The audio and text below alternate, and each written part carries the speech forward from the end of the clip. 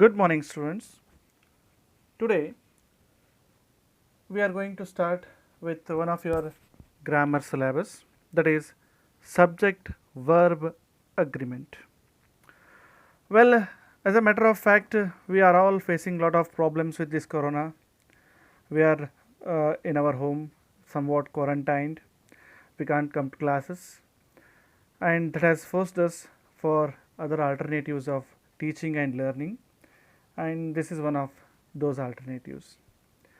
I don't know whether it is effective to you people or not, but as an attempt to not to stop the process of learning, we are going to start with these things. And you have already seen a lot of videos being posted in our English group. So, in the series of those videos, today I am going to post one more video which is regarding your workbook. Well, the chapter subject verb agreement is in unit 1 of your workbook, part A, and that is a C section. Hope you have got your workbooks with you. If you see that workbook, then you will find in part A, unit 1, the C section is subject verb agreement.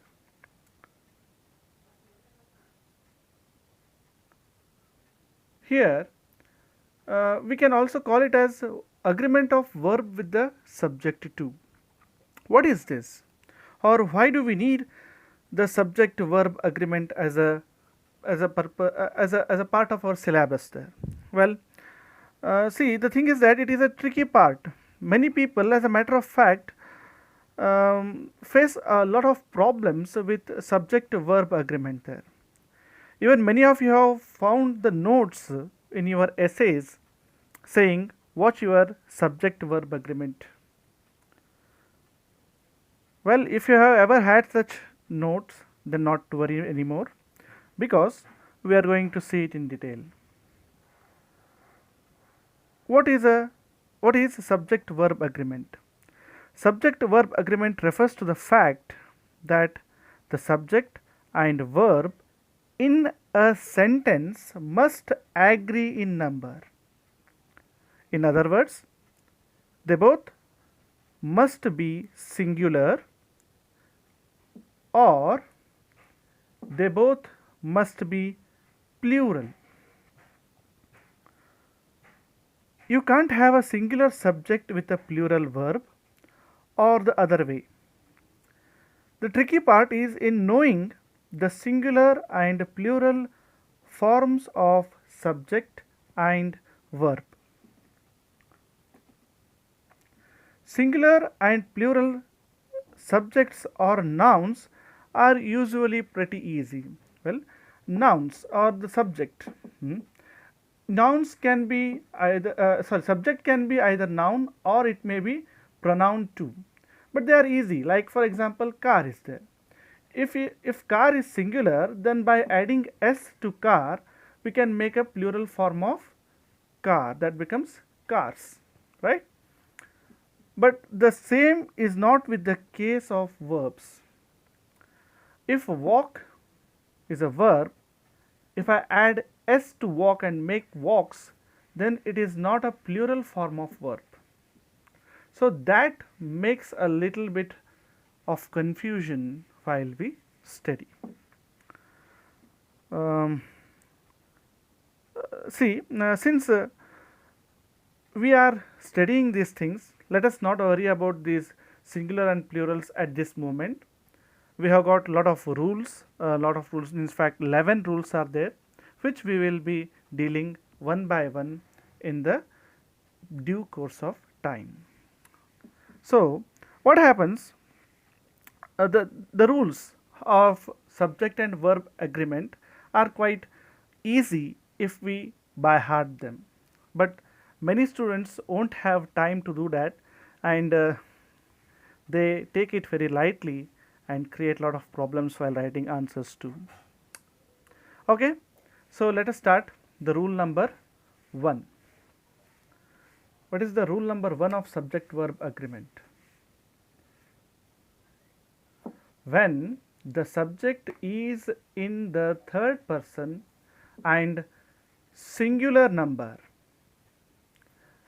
The verb in present tense takes s or es.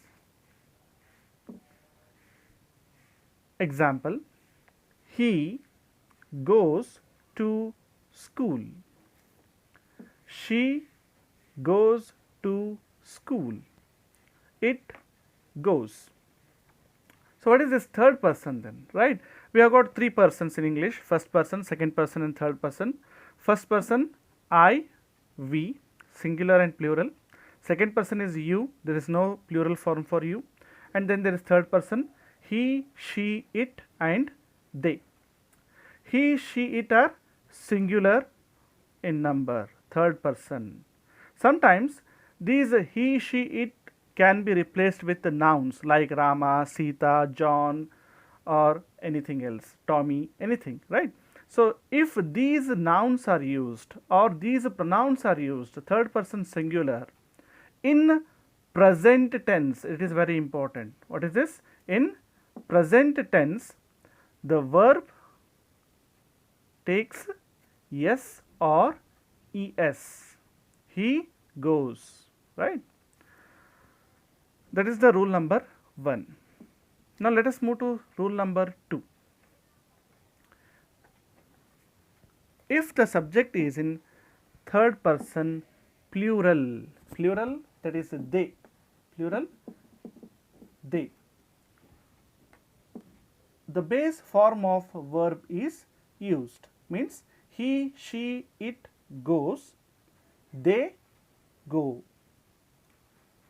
and first person singular plural, second person, that is you, the base form of verb is used, like I, we, you, and they. Apart from he, she, it, third person in present tense singular number s or es is added. Apart from that, we are not going to add s or es to any other sentences, even in present tense or in future tense there, or in past tense, right? So, I go to temple, we go to temple, you go to temple, they go to temple. So, this is rule number 2.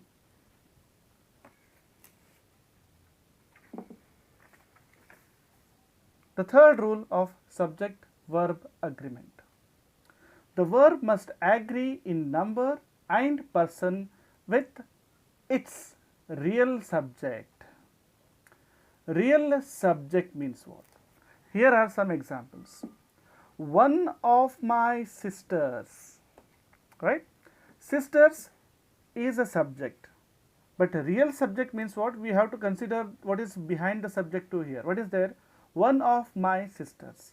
One of means sisters are many, but among those many sisters, I am talking only about one person. So, this is singular subject here.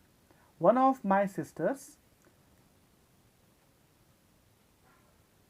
has, one of my sisters has gone to America. Each of my brothers was educated. See, has or was, or every one of the students has applied for scholarship. Has, was, has, these are singular verbs because the subject in these three sentences is also singular. The subject is singular. One of my sisters, each of my brothers, each refers to every individual. Everyone, obviously it is dividing there, every one of the students, those students refer to a group, though brothers refer to a group, sisters refer to a group, but the subject refers to one person in that group, and that is how we are using the singular verb here.